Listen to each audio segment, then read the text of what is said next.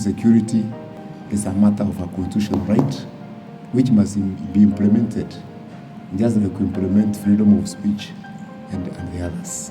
The primary goal for food and agricultural policies should be access to food for all people and reducing poverty among the most vulnerable everywhere.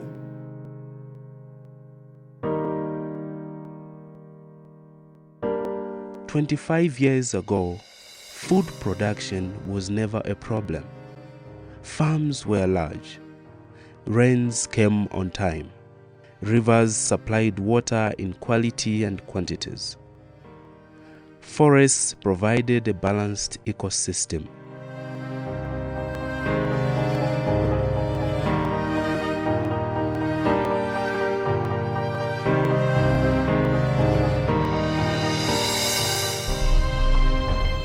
Animals in forests lived alongside homesteads. Birds rang the morning bells for farmers to arise and till their lands.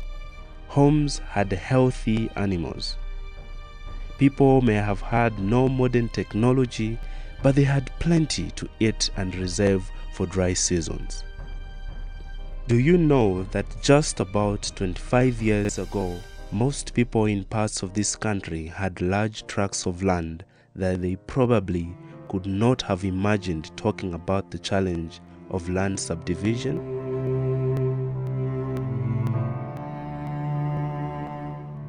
Today, the large tracts of land are no more. Families have doubled, tripled even. Following our tradition, land is inherited by subdividing it to family members. As the young families mature, they in turn have to subdivide the land. More importantly, are you aware of the implications of the constitutional requirement on minimum and maximum land acreage holding?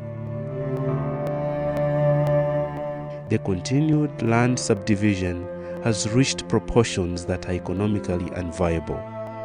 In some parts of the country, subdivisions have contributed to food insecurity, and as the now small portions of land cannot produce enough for subsistence.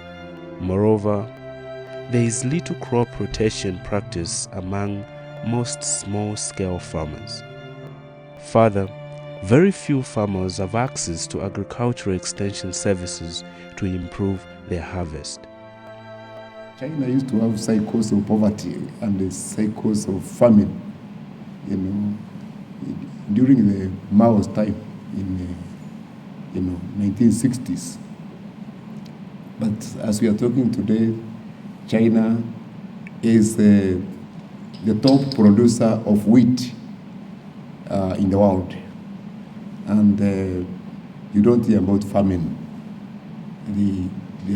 The last 30 years or so, there has been no famine in China. And we're trying to find out what they have done. Then from China, we came to India. India also used to face situations like we are facing here, again 1960s, until they introduced the Green Revolution.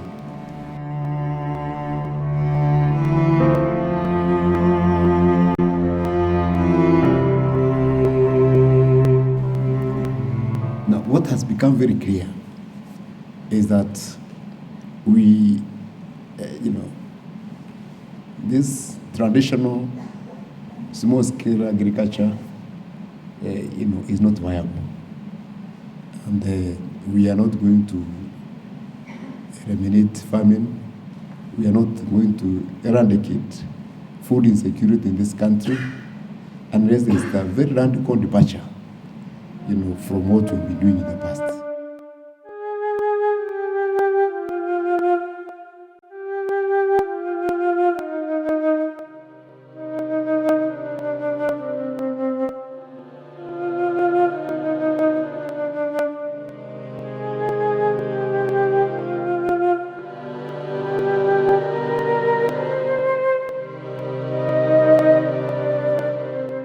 High population density threatens to suffocate the capacity of small-scale farmers to produce food to sustain themselves.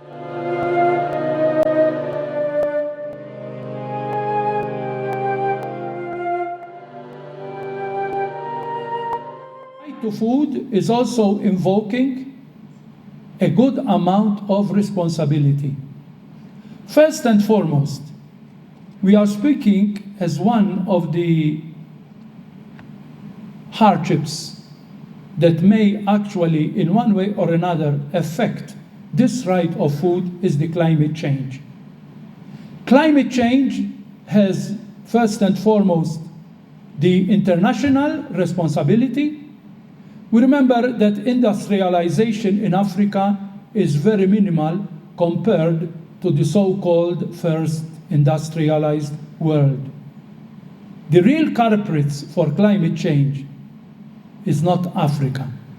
The real culprits are the well-industrialized countries who are reluctant to change their own procedures and their own consumption of oil and the burning of oil because they would like to protect their own nations. But this is something that has an impact on us who are still barely industrialized compared to these nations, and so they have a burden to carry, to share in the climate change. Climate change has complicated the situation further. Carbon emissions and air pollutions have contributed to change in land use.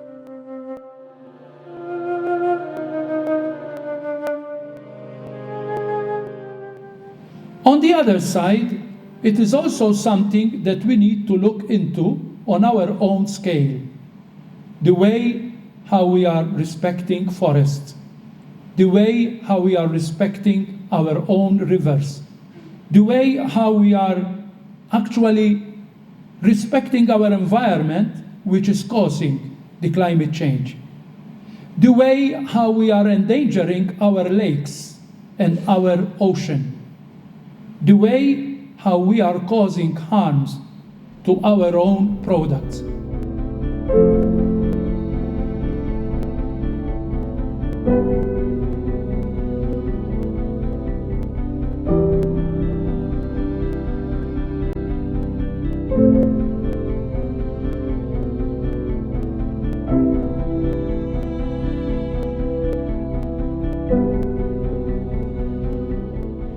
You find mom going to the market with what we used to call the debe or gorogoro, the 2 kilos or the 20 kg sack of maize to go and sell. At that time, because she's so desperate, mom will sell this gorogoro at 8 shillings, and the broker who is buying will give you only 3 months for you to go back to him or her, and you'll buy the maize at 90 shillings. So the question now comes back, what really happens when we are harvesting?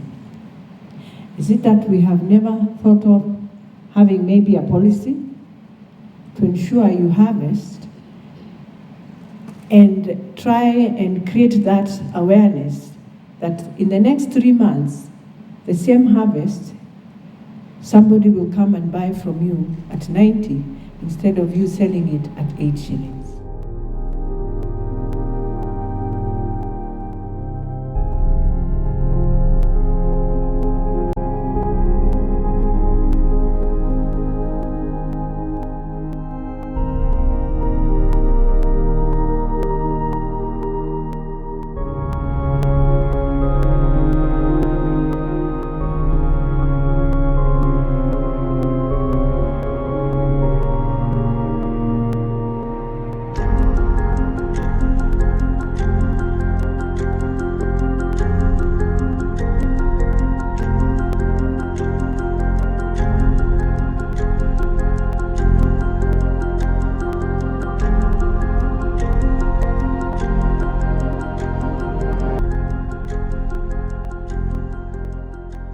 Most passionate to all of us who are here is the passionate environmental conservation.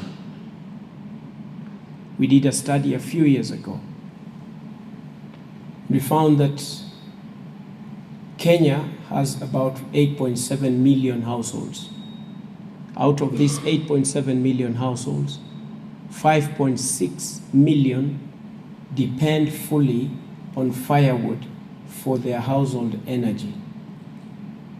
We went ahead to check, and we found that each household uses about 10 kilograms of firewood every single day for their breakfast, lunch, and dinner, if the food is there. We found for you to find 10 kilograms of firewood, you would have dry matter weighing 10 kilograms.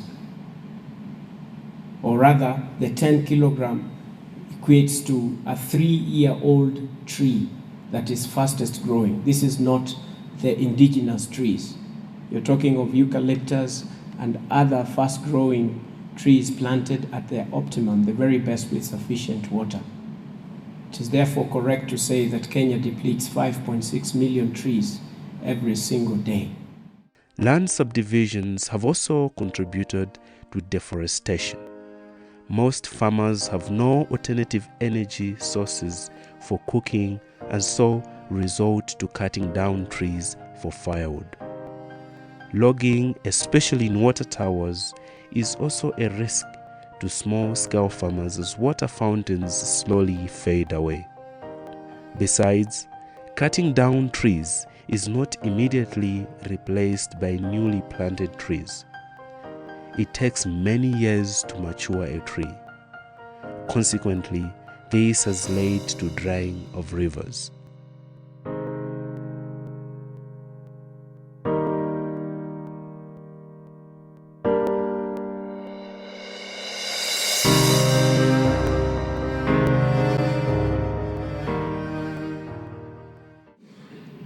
The farmers must also be climate smart so that the productivity of land and intensity of farming can be increased.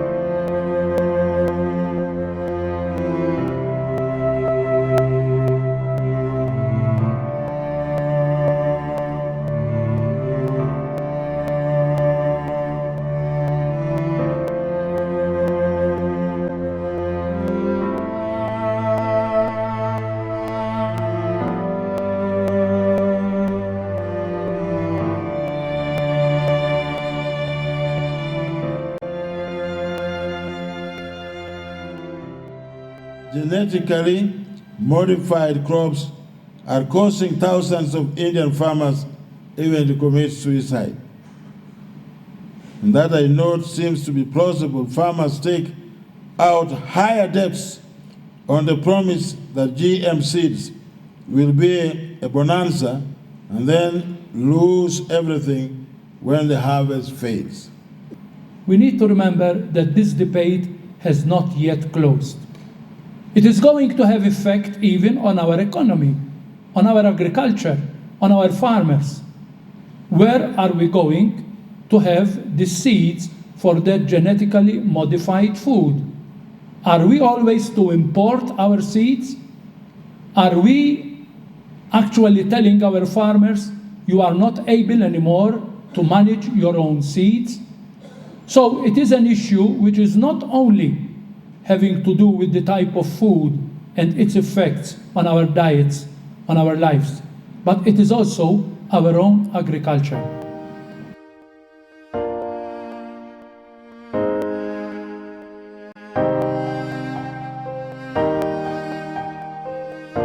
We have to understand that leaving farmers alone will not work. The government has to take agriculture much more seriously than it is taking agriculture now. And agriculture has to be taken as national service, as public service, just we take education, we take health or roads. The government must massively invest in agriculture without looking at the return. Just like there will be no immediate return, like even as we put so much money in security, education, and all that, there will be long-term gains. But unless we take agriculture at the same level, agriculture is a major employer, 80% of Kenyans. Agriculture feeds us. Agriculture is a major earner of foreign exchange. So it is the most important industry that we have in this country. There is a need for our government to find mechanisms to protect the vulnerable and prevent price instability. If prices are artificially low, farmers are denied a fair return, as well as incentives and means to increase the food production. The other day when Uchumi was collapsing, government pumped in 600 million to revive one company. But putting only 4% of our national budget in agriculture clearly shows that this government is merely paying lip service, to agriculture. We have to elevate it to the level that we are putting national security. As I said the other day, more people have died of hunger in this country. And I'm not saying terrorism should not be taken seriously. But if you look at the investment we are putting in the fight against terror, and compare it with the resources we are putting in the fight against the food insecurity, you can see we are only putting a drop in the ocean in the fight against food insecurity. What needs to be done? Something can be done. We must think positive. We must do something for Mother Earth. First, ensure you have access to agricultural extensions services by engaging your government. Second, plan to live in high-rise flats to free land. After all, this is done in many other countries such as China.